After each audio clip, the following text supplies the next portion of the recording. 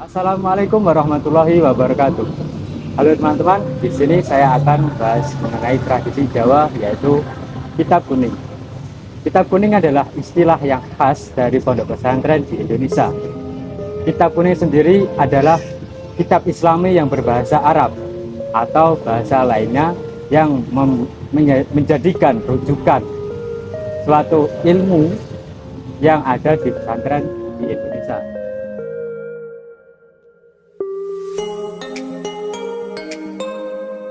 Sebagai sistem pengetahuan di pesantren, eksistensi Kitab Kuning sudah ada sejak abad 1 sampai 2 Hijriah, yang kemudian berkembang hingga sekarang. Tradisi literasi keislaman ini mampu tetap bertahan karena ia memiliki hasanah keilmuan yang sangat luas.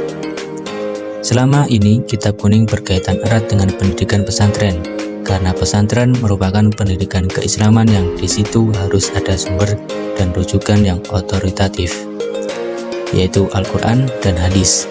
Sumber otoritatif ini kemudian dielaborasi lagi secara lebih dalam, luas dan spesifik, sehingga menghasilkan karya yang disebut Kitab Kuning.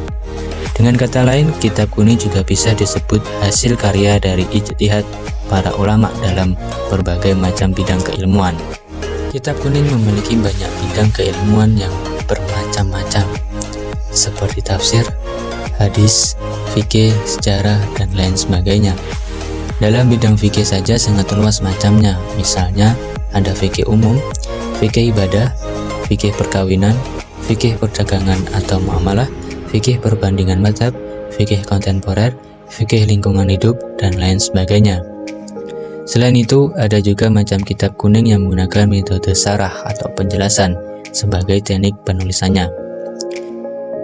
Selanjutnya, untuk memahami berbagai bidang ilmu tadi, tentu membutuhkan alat. Maka, pesantren mengajarkan Kitab Kuning yang berisi tata, bahasa, dan sintaksis bahasa Arab yang disebut ilmu nahwu dan shorof. Itu saja belum cukup, maka harus ditunjang dengan ilmu sastra Arab, atau bisa disebut balaghah, dan logika atau mantik. Ilmu logika di sini penting untuk memahami bagaimana sebuah kalimat itu memiliki makna, lalu bagaimana teknik mengambil kesimpulan dari suatu masalah.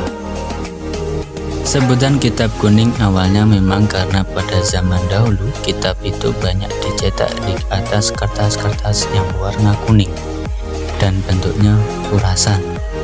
Dalam satu kurasan biasanya terdapat 4 halaman yang ukurannya selembar kertas folio.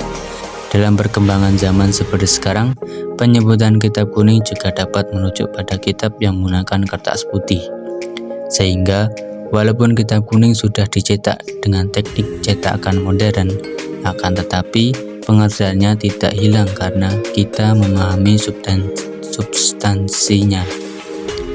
Akan tetapi, pengertiannya tidak hilang karena kita memahami substansinya, bukan bungkusnya. Jadi, Kitab Kuning itu lebih mengacu pada bungkus. Tapi walaupun bungkusnya sudah berubah, namanya tetap ada karena substansinya tidak berubah. Tradisi keilmuan pesantren berbasis Kitab Kuning memang unik. Setidaknya ada 3 hal yang mendasari keunikan tersebut. Pertama, tradisi Kitab Kuning dapat menjamin adanya pembelajaran yang berurutan, berjenjang, dan tuntas. Biasanya, ketika santri mempelajari satu kitab dasar sudah khatam, baru kemudian beranjak ke kitab lain yang levelnya lebih tinggi. Jadi, kitab itu seperti tangga. Jika hendak melangkah ke tangga kedua, maka tangga pertama harus sudah selesai dilalui. Kemudian yang kedua, Kitab Kuning menjamin keilmuan Islam yang bersanad, yaitu memiliki mata rantai yang jelas dan bersambung hingga Rasulullah SAW, termasuk juga memiliki klasifikasi, bahkan klasifikasi yang jelas. Misalnya, kalau ada santri belajar kitab Safinah, maka itu termasuk kategori Syafi'iyah, mazhab Imam Syafi'i. Kemudian yang ketiga, belajar Kitab Kuning itu sekaligus mengakomodasi berbagai macam pola pembelajaran yang terbelah. Kemudian yang ketiga, Belajar kitab kuning itu sekaligus mengakomodasi berbagai macam pola pembelajaran yang terlembagakan. Sebab kitab kuning sendiri memiliki beragam nama metode ngajinya, seperti bandongan, sorokan, musyawarah atau bahsul masail, musyawarah kubro, dan lain-lain. Pola-pola pembelajaran seperti ini juga membuktikan adanya variasi pembelajaran yang satu sama lain sama-sama saling mendukung, sehingga pada akhirnya memang tradisi kitab kuning yang ada di pesantren ketika dipelajari dengan serius maka akan menghasilkan satu kapabilitas keilmuan yang menyeluruh, luas, dan mendalami. Sekian yang dapat saya sampaikan mengenai kitab kuning yang menjadi rujukan kurikulum pondok pesantren di Indonesia. Saya Muhammad Alim Rosail.